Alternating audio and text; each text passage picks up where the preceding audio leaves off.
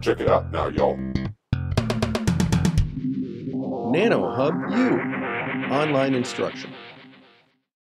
In this lecture, we're going to talk about an experimental test of this time dilation prediction that special relativity makes. I think it's important that you are at least familiar with one experimental test that proves these Lorentz-Einstein transformation equations are in fact correct. Of course, there have been many tests run in the last 100 years to verify these transformation equations. We're just going to go through one example in some detail, and hopefully you'll remember that example as proof that these equations are in fact correct. So I can just ask the general question, how would you verify time dilation? And if you sit down and think about it, you would eventually come to the opinion that possibly you have to meet two requirements. One requirement would be that you need an object that should move close to the speed of light, because as the closer you get to the speed of light, the bigger these relativistic effects become. They're not noticeable in our everyday life because our velocities that we encounter here on Earth tend to be very small compared to the speed of light. And whenever you're in that situation, the familiar Galilean transform equations apply. And then the other requirement that you're going to need is you're going to need some sort of an internal clock that's somehow packaged into an object that's moving close to the speed of light. And if you look around in nature, you try to see what objects are available that satisfy these two requirements. About the only thing you can think about is the lifetime of some elementary particles that are produced when you collide energetic protons or electrons or photons with matter.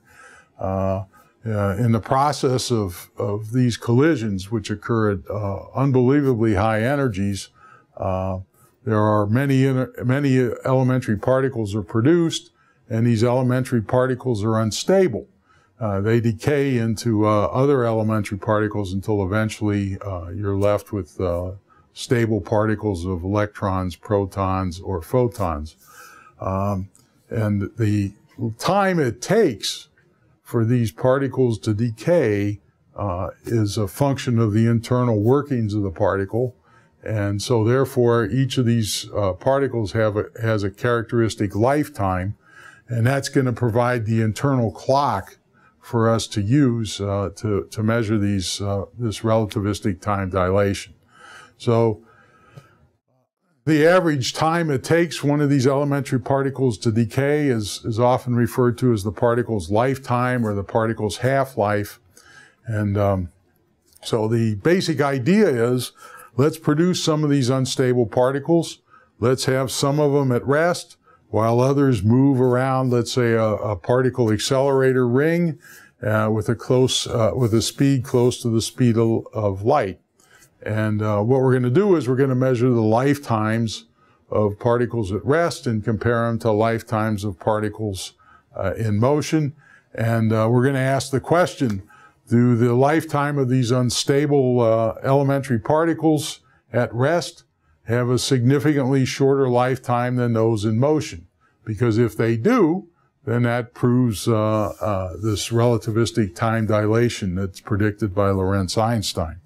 So you got to remember that Lorentz-Einstein predictions preceded all these experiments. So in 1905, when the special theory of relativity was developed, it was virtually impossible to make these types of measurements that we're going to talk about.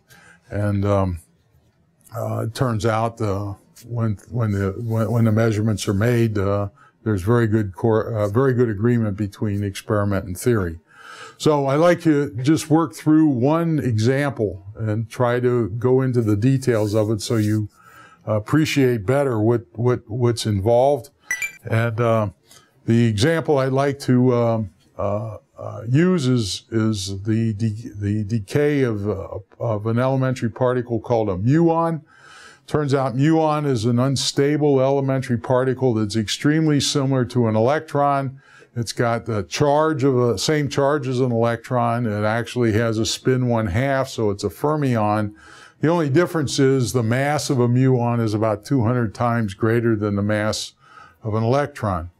And you can ask, when were these muons discovered? Well, they were discovered in 1936 when scientists were investigating cosmic rays that strike the upper atmosphere of the Earth. And they noticed that when trying to detect these cosmic rays that penetrate through the Earth's atmosphere, they noticed that they were picking up charged particles, and a sequence of experiments gave the charged particles these characteristics, and these charged particles were referred to as muons. So basically what happens is summarized in this diagram. You've got high energy cosmic rays. A cosmic ray is just a very high energy photon. It'll strike an atom, a gas atom, in the upper atmosphere of the Earth. And in the process, it produces a cascade of energetic particles. Some of those energetic particles are muons, and these muons then shower down onto the Earth. And it turns out that in a square centimeter area, so a square centimeter area is about this big, you get about 1 muon per minute that passes through a square centimeter on the surface of the Earth, right? So these things come down, right? The average velocity of these muons when they reach the Earth is very high. It's about 0.994 times the speed of light. So they're moving very quickly. And they have a half-life, right? They have a characteristic half-life, and the half-life turns out to be 1.5 microseconds.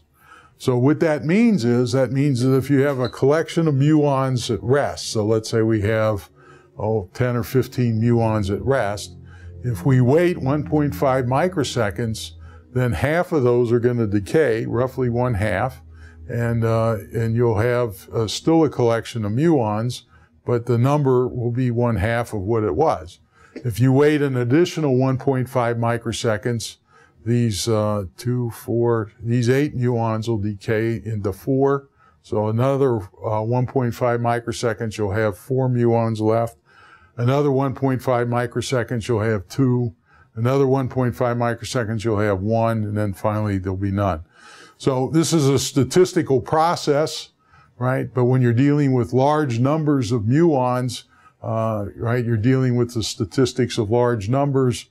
This reduction in the number of muons by a factor of 1/2 every 1.5 microseconds becomes a very reliable law that you can trust.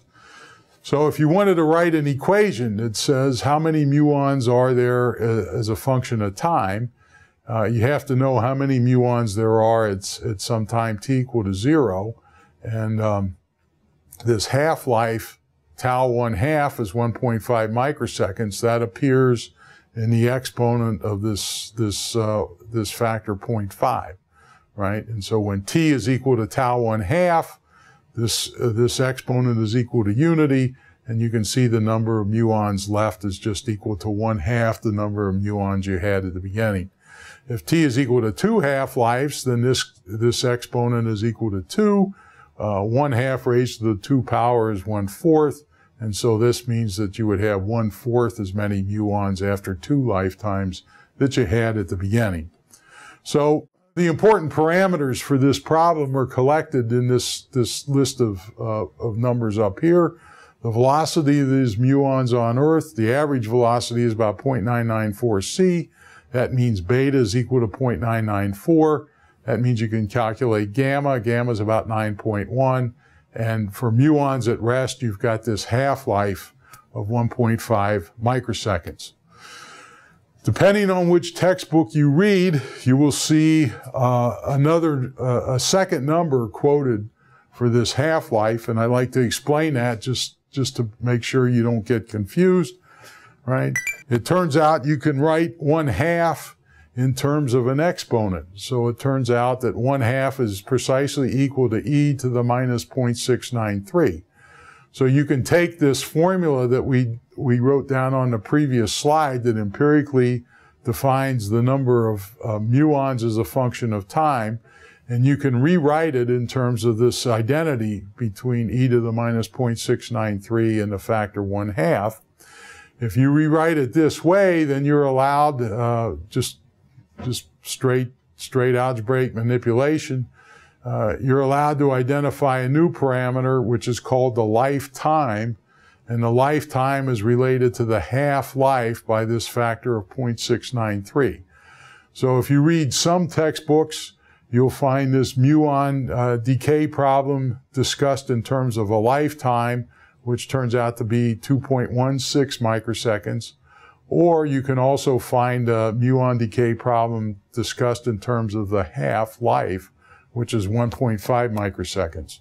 So depending on which way you write 1/2, you've got two different times involved. I like to use the half-life. So in this discussion, I'm going to refer to the half-life of a muon as 1.5 microseconds. But there are just as many discussions of this problem that are conducted in terms of the lifetime, which is 2.1 microseconds. So don't get confused by that. It's just a definition issue. So 1941, a group of scientists decided to test this time dilation prediction of Einstein, and they chose Mount Washington in New Hampshire. So Mount Washington is located just directly above Boston. It's straight north of Boston. It's a mountain in New Hampshire, and it turns out that that mountain is about 2,000 meters high. And what they decided to do was the two scientists involved were Rossi and Hall. The date was 1941. What they decided to do was they decided to measure the number of muons striking a detector that was located on the top of Mount Washington. And then they were going to take that same detector, they were going to cart it down to the base of the mountain and measure the number of muons that were detected at the bottom of the mountain. And the point is that you can predict, if you know how many muons are detected here, and you know the lifetime or the half-life of a muon, right, and you know its speed, you can then predict how many muons you should see at the base of the mountain. And the question is, what do you observe experimentally? So it turns out, how far does a muon travel in its half-life? Well, if its half-life is 1.5 microseconds and it's traveling at 0.994 times the speed of light, then you would expect that in one half-life, the muon would travel 447 meters. So that simply means that if you've got 570 muons detected per hour here, right, and you go down the mountain 447 meters to this point, right, you would expect to detect 570 divided by 2, which is about 280 or so muons per hour, right? If you came down two times 447, so if you come down about 894 meters from the top of the mountain, right? That's equivalent to 2 half-lives, right? And you would expect then to detect 1/4 of the number of muons that you detected at the top.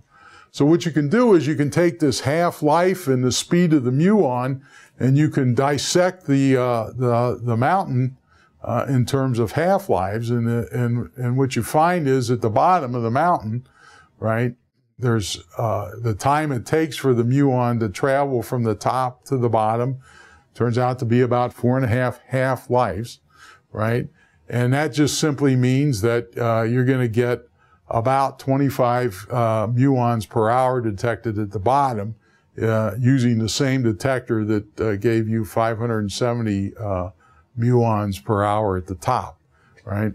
So that's the prediction, right? That's the prediction. So here I just worked through the numbers, right? You take 570 per hour, that's the count rate at the top. You multiply that by 1/2 raised to the 4.5 power. That's how many half-lives there are. You get about 25 per hour. So you take the detector, you truck it down to the bottom, and you set it up, and you measure the number of muons. And what you find is you get about 400 muons per hour instead of the predicted 25. So you say, well, clearly there's a problem with the experiment. So you say, take the muon detector back to the top and see what you measure. Well, you take it back to the top and you still get 570 per hour. You bring it back down and you still get about 400 per hour. So clearly there's a discrepancy. It's about a factor of 16 discrepancy. You were expecting 25 per hour. You really get about 400 per hour.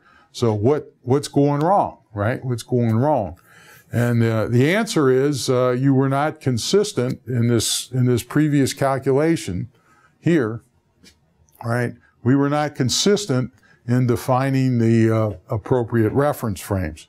And in fact, what we have to do is we have to do this calculation very carefully using relativity.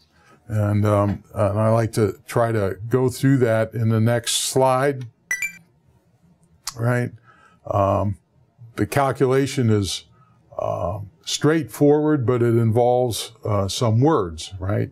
So what I'm going to do is I'm going to pretend that my mountain, Mount Washington, is a meter stick, or is a rod, which is 2,000 meters long, right?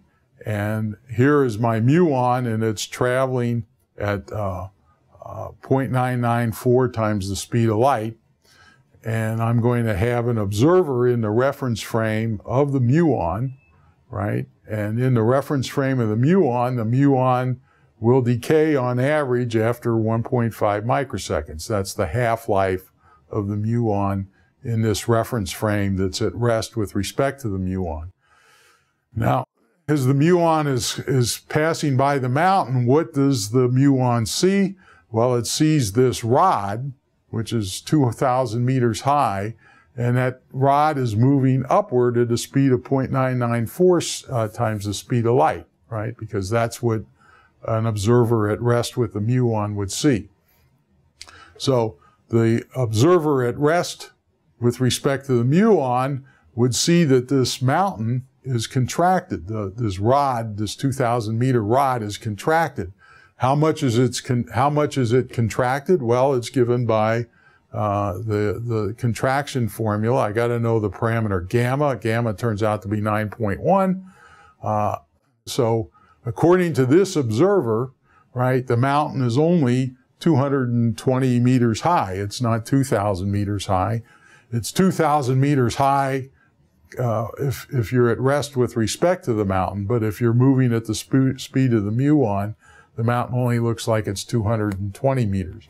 So what's the implication of that? Well, the implication is that the transit time that this muon sees to go from the top of the mountain to the bottom is only going to be about 0.74 microseconds, because you have to take the length of the mountain, 220 meters, you have to divide it by the speed of the muon. That gives you the transit time.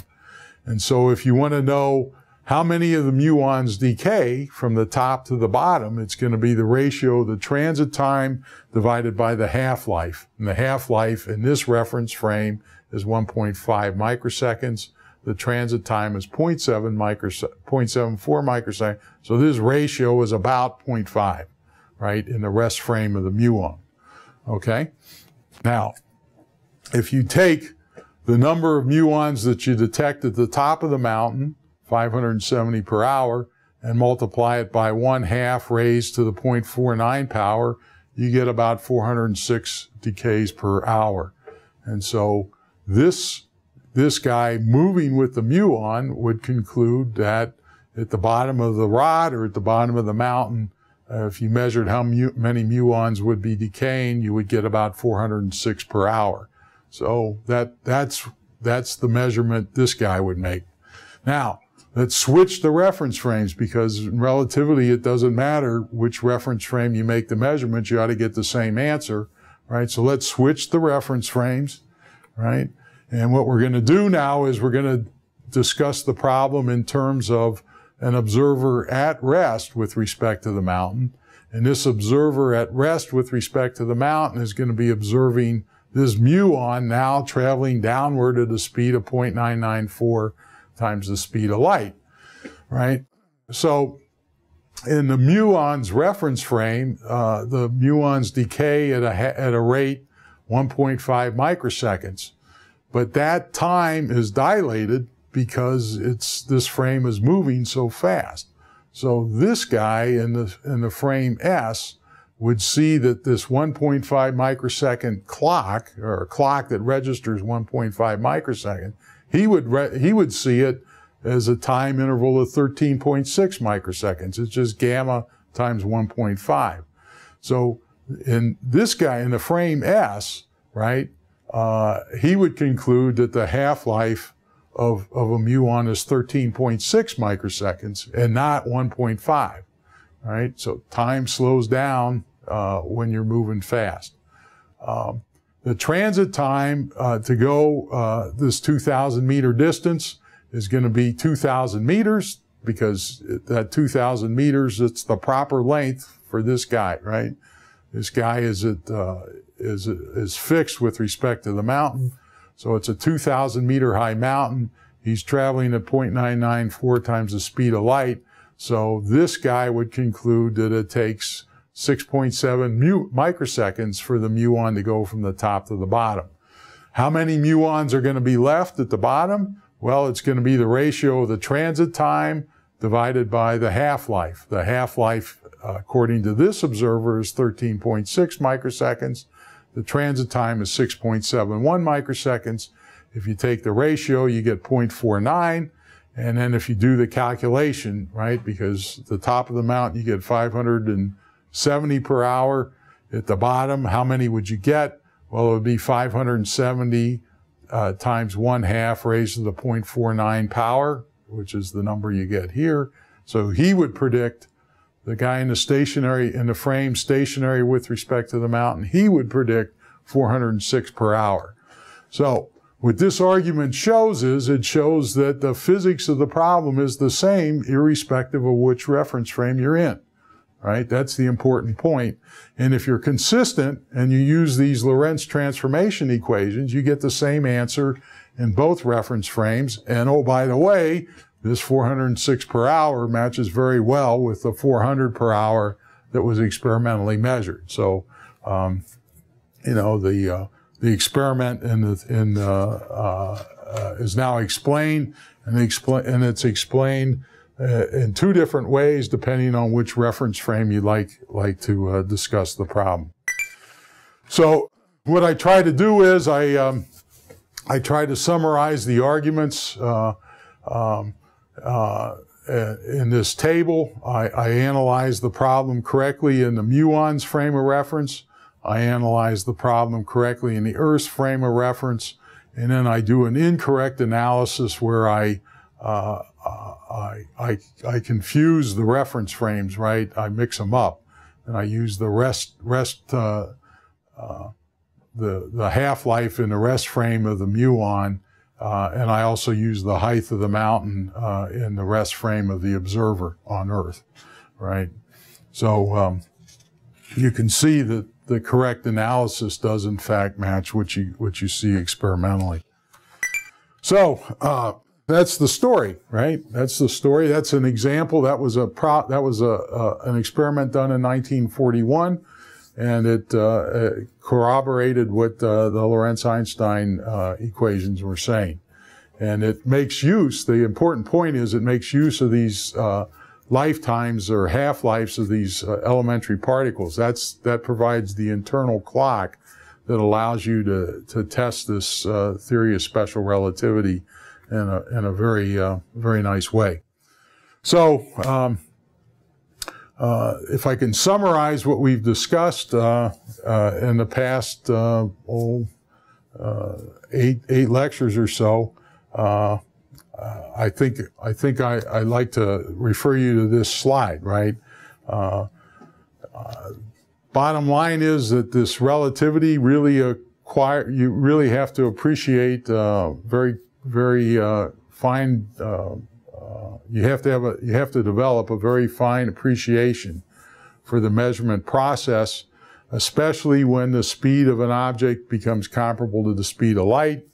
It's a new way of thinking, full of new vocabulary words, and so you have to understand that if you want to be able to demonstrate some ability to solve problems in special relativity.